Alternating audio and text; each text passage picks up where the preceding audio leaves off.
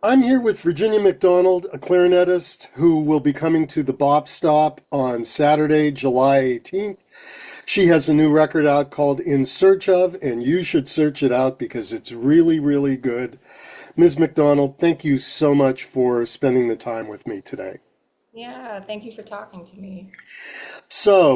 I follow all the artists that I'm going to talk to on their socials.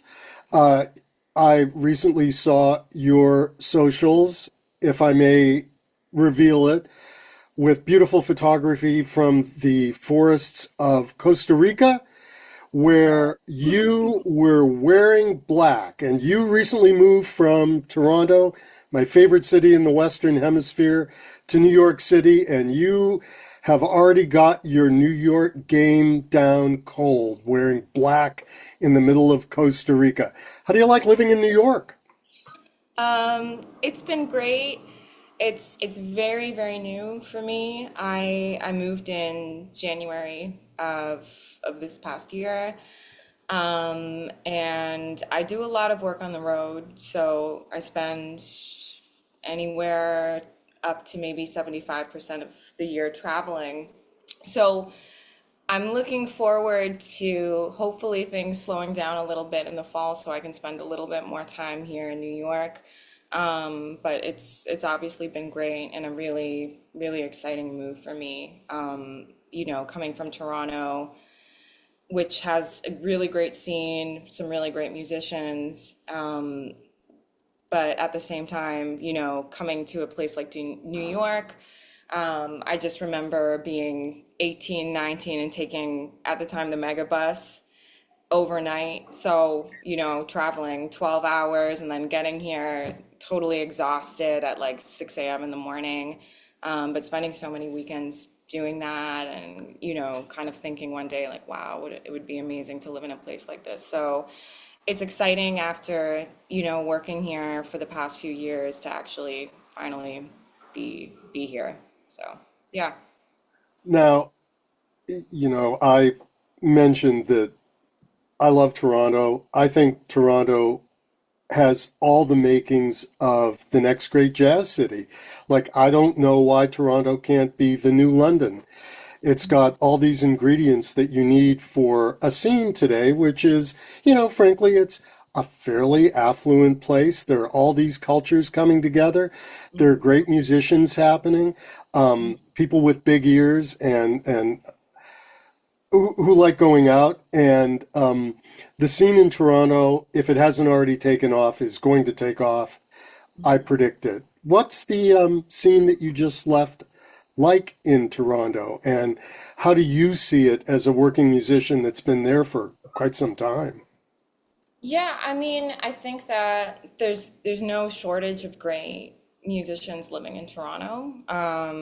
You know, I think you might know this, but for those who may not know this, my dad is a saxophone player, so he lives in Toronto. His name is Kirk MacDonald, and Good move getting dad in there right at the beginning of the I know, interview. I would get some flack if I didn't You know got that. your A daughter game going.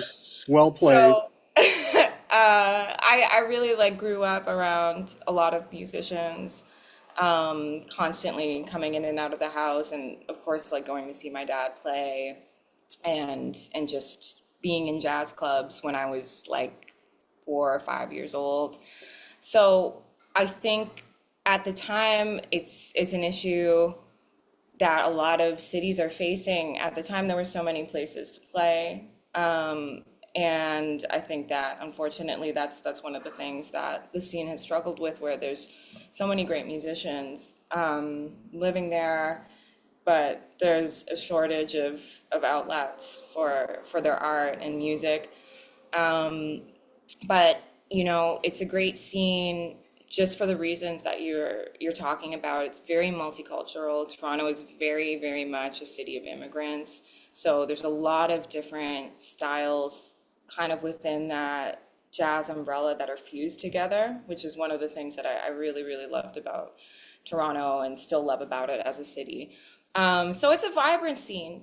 There's a couple of school programs, so you got a lot of students, and that can that can do a couple of things to the scene. For the better though, it means that there's young people who are there engaging with the music, and going out to hear music, creating their own music. So I think that does something in terms of keeping the scene alive and keeping things going. So yeah, I have a lot of love for my hometown for sure. Yeah, I do Yeah. too. Always had a great time when I was there. But you brought up your dad, and it seems that music runs in families. Yeah. Certainly, the exposure to music helps in that regard, and it had to have helped you. But you took a similar but slightly divergent course. So, your dad's a saxophonist, you specialize in clarinet.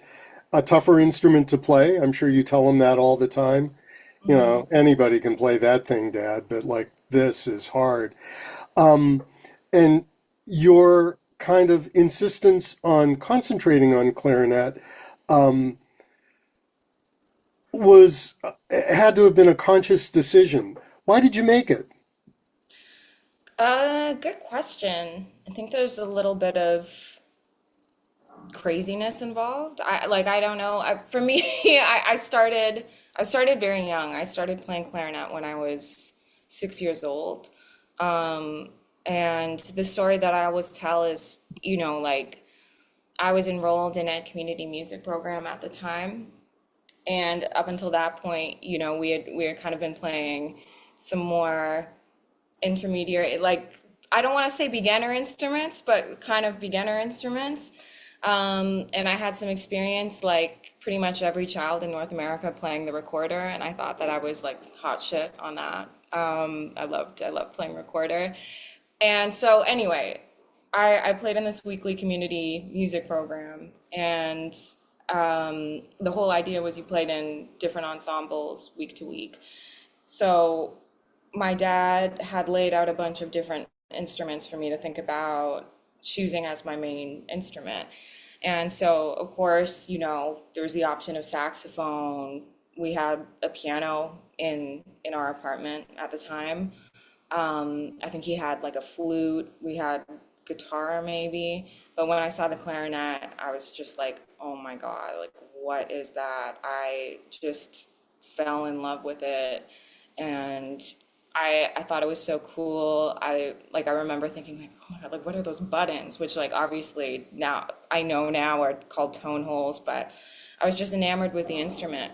And I think at the time, you're young, you don't really think about the bigger context of the music. I wasn't thinking like, okay, in the jazz lineage, there's like a dozen great clarinet players that you can look at as examples on their instrument.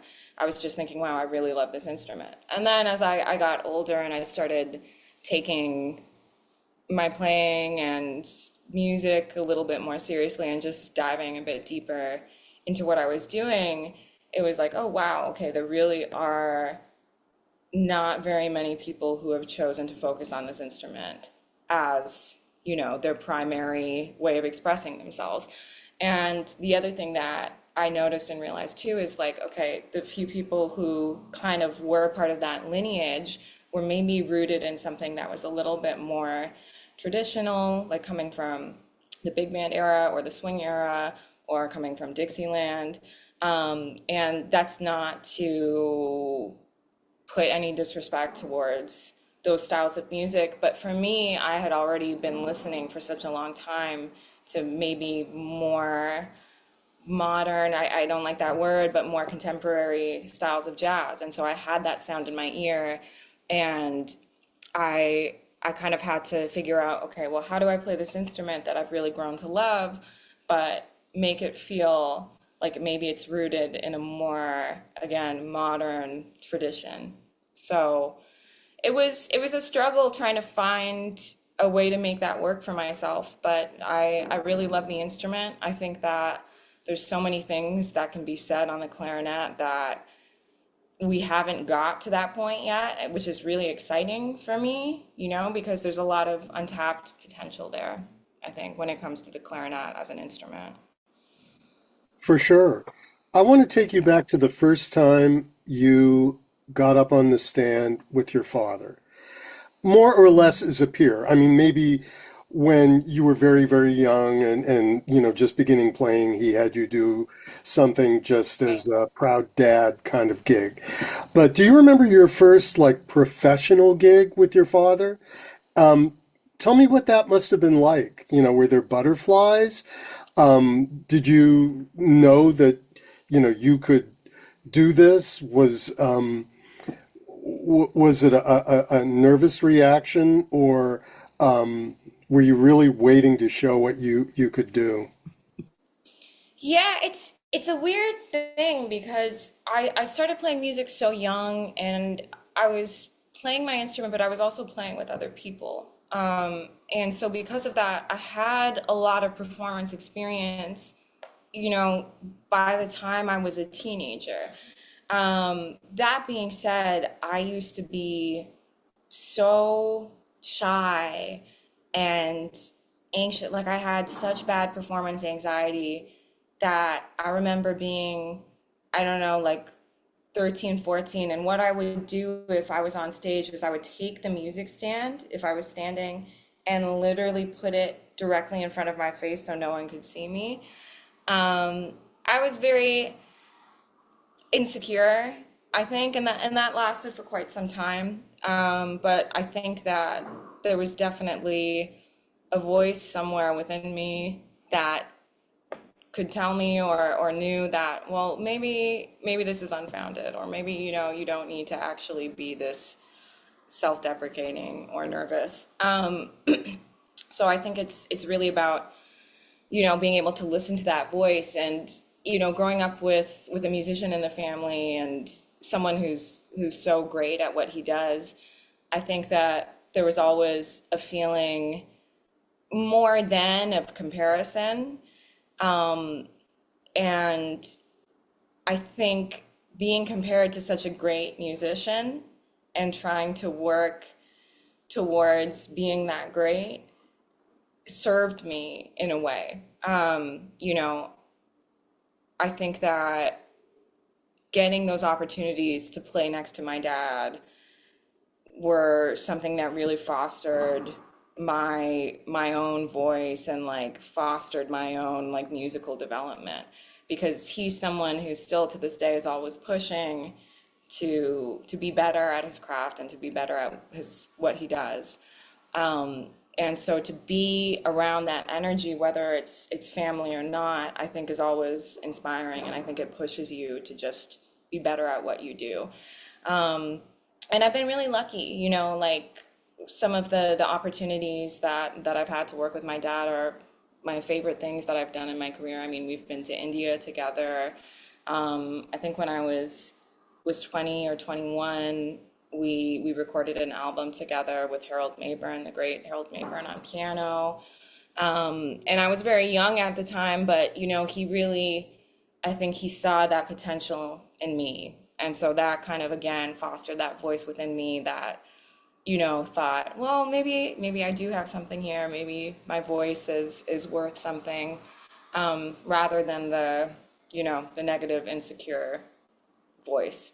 So I'm really grateful to him for that. And I know how seriously he takes the music, so there is a feeling of like, okay, well, he wouldn't have put me in those situations if he didn't trust in my own abilities to be up there.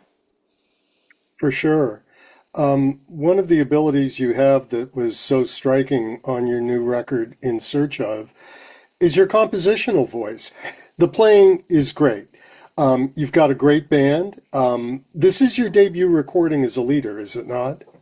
It is. Yeah, it is. Yeah, it's quite an auspicious debut, and like you certainly challenged yourself by having people like Ira Coleman and Jeff Keezer on the date because those guys throw down. Like they weren't going to step aside and just let you do what you want to do. They really engaged and the sparks flew, which is one of the best parts about the record.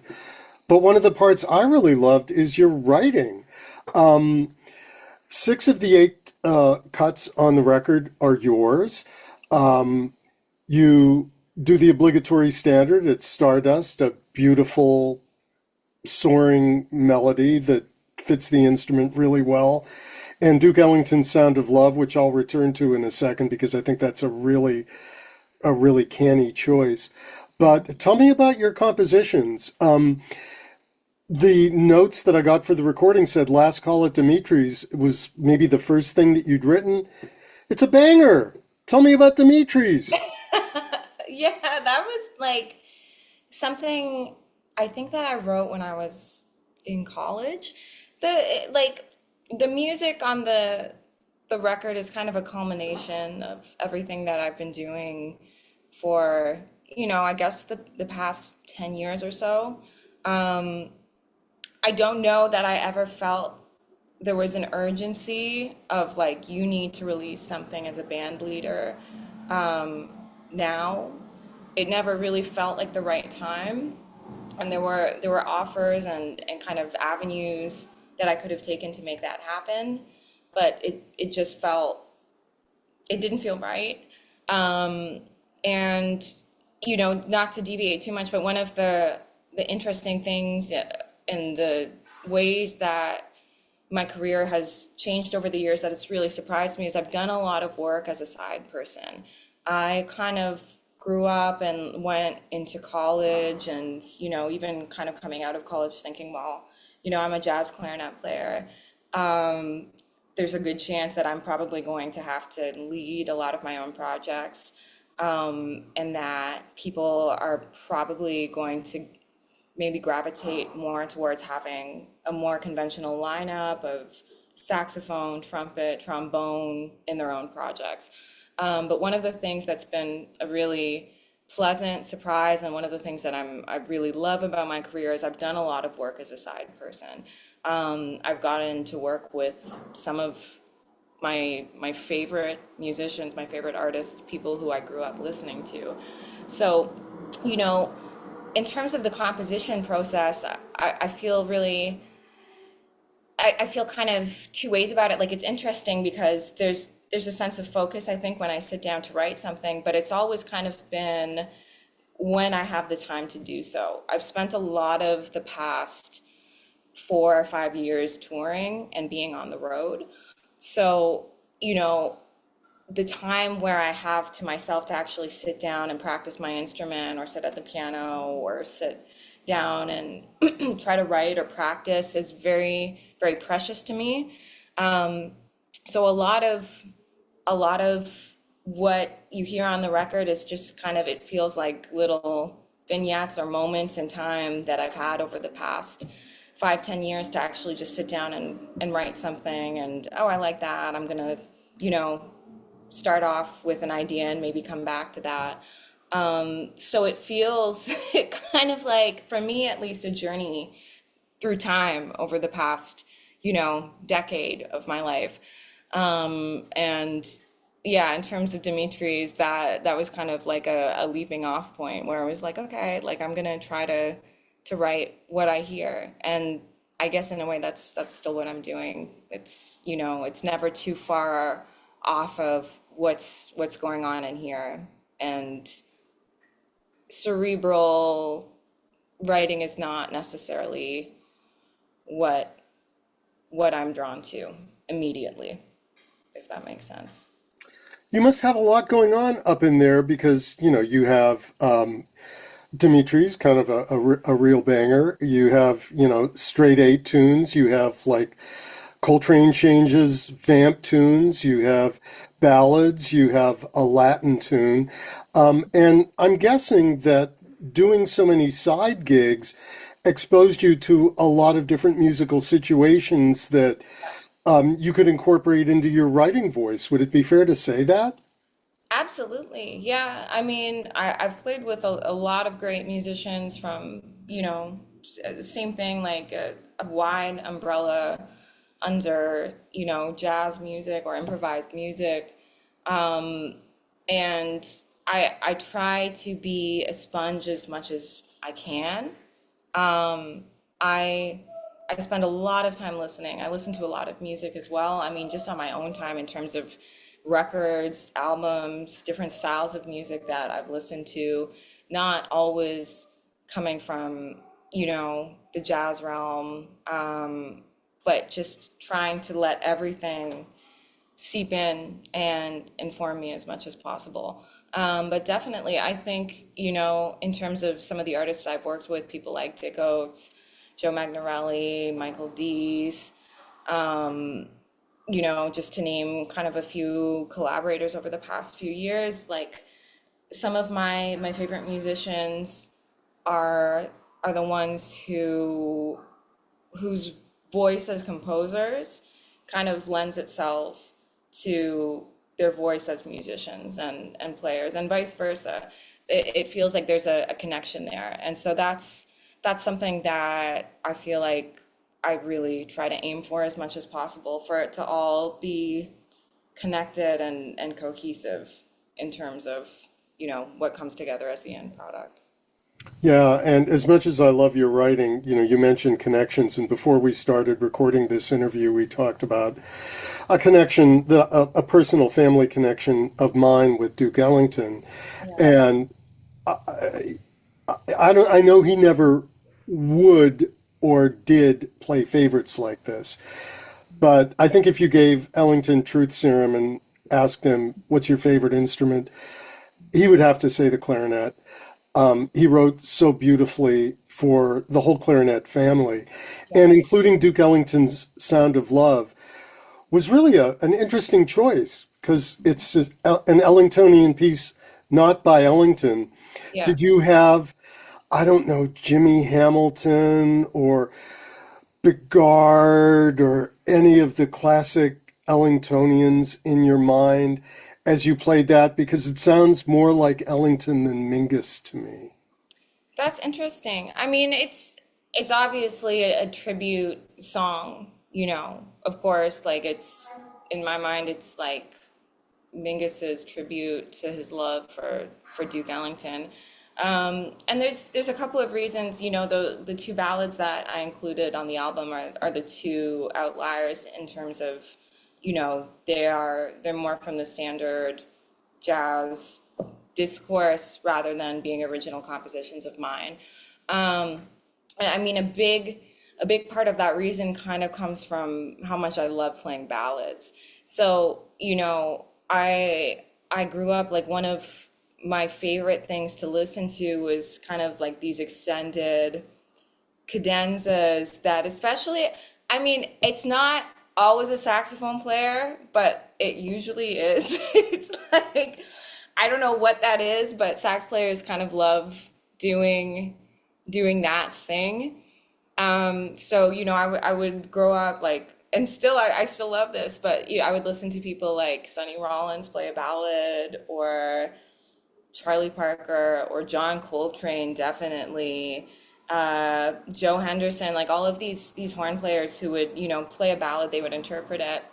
Um, but they would also kind of have an extended cadenza or solo section. And like one example that comes to mind for me is like Joe Henderson playing Lush Life on on his tribute album to Billy Strayhorn. So, I was really drawn to that. And then, of course, there's also there kind of the connection to like classical music for me, and loving composers who kind of have those more arpeggiated sections to their music and compositions, people like Liszt or Debussy, and finding that really interesting. So, back to your question, like, yeah, it's all there. And for the record, I love Jimmy Hamilton. I love his sound. I think he has such a beautiful, beautiful sound on the clarinet. So, you know, it's connected. I don't know that I try to think about anyone when I'm recording, especially standard material, but I do try to, I think, come from a place of just being as informed as possible. One of my favorite things to do to this day, if I'm learning standard repertoire, is to just go and find as many versions as I can of that song. So Duke Ellington's Sound of Love, such a beautiful, beautiful composition by Mingus. And, I think the first time that I learned it, I was a while ago, maybe 5, 6, 7 years ago. And I remember just kind of like trying to find as many different versions as I could and just listen and take it all in. So I think there's always there's always like a source material, but it's a lot of different source materials that are all kind of tied into one, if that makes sense. What's your favorite ballad to play? Stardust. Yeah, and when I heard that, I heard the arpeggiation and I thought inevitably of Dolphy and God Bless the Child. And that's not where you got that from, right? It's more out of Debussy and Ravel. WC list, I mean, but it's all connected, right? Like for me, it's hard to point at one person and just say, this is inspired by this musician or this is inspired by this recording. I think, there's a bit of all of those people. I love Eric Dolphy. I love his music. I love his playing. And of course, I love that seminal, like very important recording.